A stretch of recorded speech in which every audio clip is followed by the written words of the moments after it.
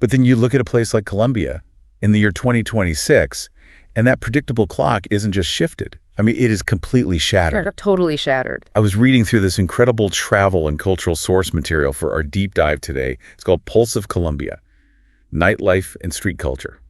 And our mission today is to really extract the essence of what makes Colombia the most captivating nightlife scene in Latin America right now. And what's great is that we're moving way past those tired tourist cliches, right? We really want to understand the real cultural heartbeat of the country. Exactly. Because this guide argues that Colombia doesn't just offer things to do after dark. It actually possesses a physiological pulse that dictates the entire mood of the population.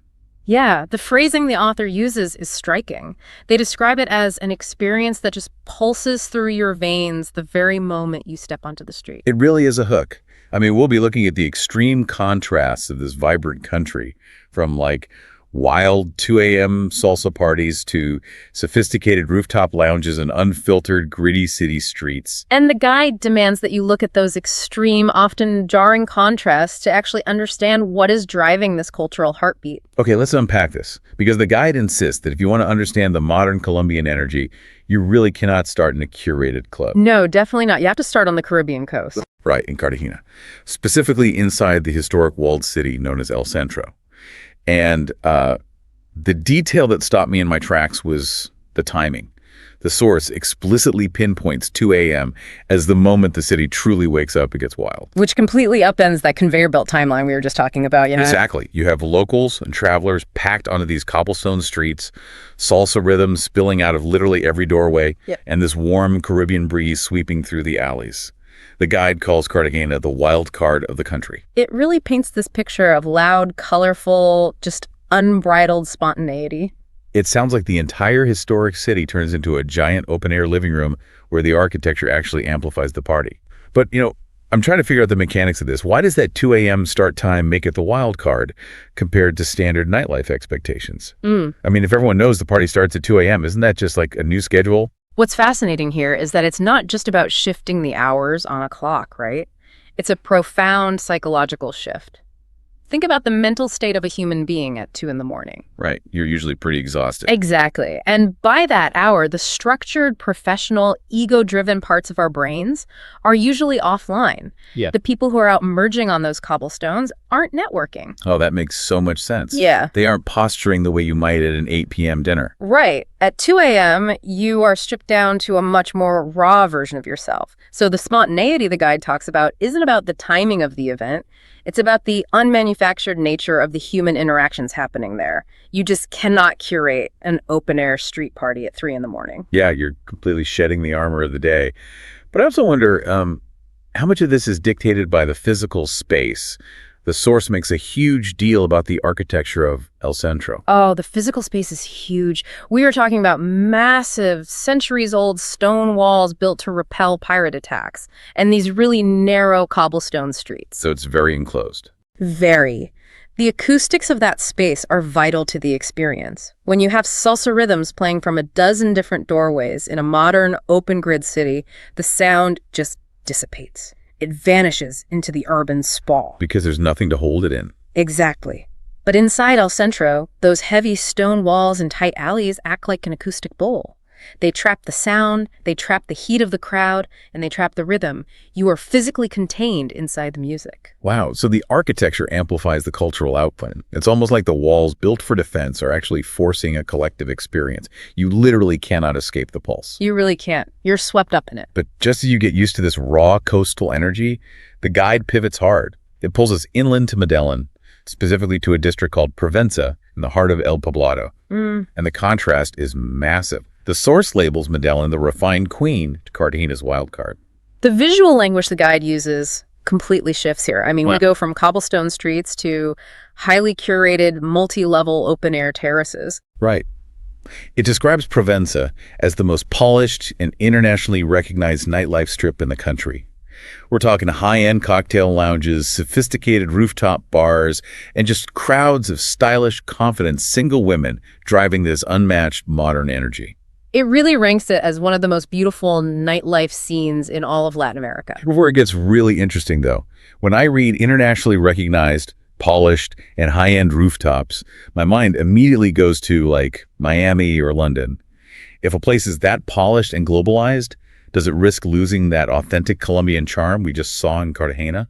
If we connect this to the bigger picture, that is a very common trap we fall into when we analyze culture. We have this tendency to equate raw or gritty with authenticity. Right, like if it's too nice, it must be fake. Exactly. We assume anything polished or luxurious must be a sterile, imported concept. But Colombian identity in 2026 is not a static postcard from the past. Okay, so it's evolving. Yes. The guide is trying to show you that modern Latin luxury is an entirely authentic expression of the country's current economic and cultural reality. So you're saying a high-end cocktail lounge can be just as traditionally Colombian as a street party? Absolutely. If you look closely at how the source describes Provenza, it uses the phrase sophisticated yet warm. That word warm is the mechanical link. Ah, I see. The global luxury aesthetic might look like Miami, but the operating system running underneath it is classic Colombian hospitality. The way people greet each other, the integration of local tropical ingredients into high-end mixology, the underlying rhythms of the music, it's all localized. That's a great point. And the source specifically highlights the presence of confident single women driving the energy, right? Yes. And in a sociological context, a thriving, safe environment for women to navigate a high-end nightlife district independently is a massive indicator of a sophisticated, evolved urban culture. It's a modern triumph, not a loss of authenticity. Okay, I see that. It's an evolution. We're looking at a culture confident enough to embrace global luxury on its own terms. But the guide doesn't let us stay comfortable on those rooftops. No, it certainly doesn't. It forcefully directs us to step away from the nightlife entirely and go down into downtown Medellin during the summer daylight. And honestly, this is where the source created some friction for me. Really? How so? Because it feels like we are looking at two entirely different cities that have nothing to do with one another. You have these ultra-wealthy, polished rooftops in El Poblado, and then the guide plunges us into the raw, buzzing, everyday street life of downtown Medellin. Right, it's a huge shift in focus. It focuses heavily on street vendors, musicians, and specifically the Afro-Colombian communities who carry this incredible ancestral heritage. It describes their vibrant fashion and a resilient, joyful spirit. Now, the imagery is stunning, but I was struggling to understand the through line. It can definitely feel a bit disjointed at first glance. Yeah, it's the difference between looking at a beautifully staged fashion editorial versus a candid, gritty, behind-the-scenes documentary. It felt like looking at a rainforest canopy, the rooftops of Provenza catching all the sunlight, the glamour, and the tourist dollars, but ignoring the root system deep in the dirt. That's a really vivid way to put it. How does this resilient, joyful spirit in the downtown streets act as the actual foundation for the glamorous nightlights we just talked about?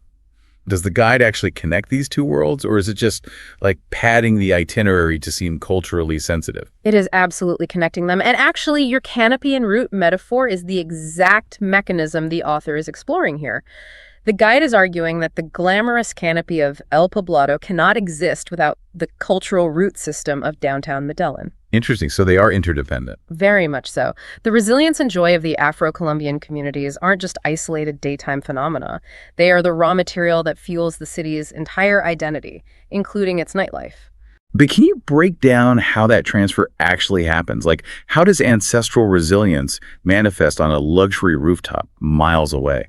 It happens through direct cultural supply lines, things like music, fashion, and social rhythm. The beats you hear remixed by a high-end DJ on a Provenza terrace, the underlying percussion, the syncopation, those are direct descendants of Afro-Colombian rhythms. They're like champeta and curlo. Exactly. Rhythms that have been preserved and innovated in the streets for generations. The bold, vibrant color palettes you see in the streetwear downtown directly influence the high fashion worn in the exclusive lounges. I hadn't thought about the direct pipeline of fashion and music like that. Yeah, and the infectious, joyful energy the guide emphasizes isn't something you can manufacture with expensive lighting. It is a learned cultural resilience that bubbles up from the everyday working people. When you sit on that rooftop, you are consuming the refined end product of a culture built by the people downtown. Wow. So if you skip the downtown streets, you are basically admiring a flower without acknowledging the soil it grew in. You're consuming the aesthetic without understanding the mechanics of its creation. Precisely. To call yourself well-informed, you have to trace the culture back to its source. The joy in Colombia isn't frivolous, it is a hard-won resilience. That makes the Afro-Colombian focus in the guide not just an honorable mention, but like the critical key to decoding the entire city. Without a doubt, it's the true soul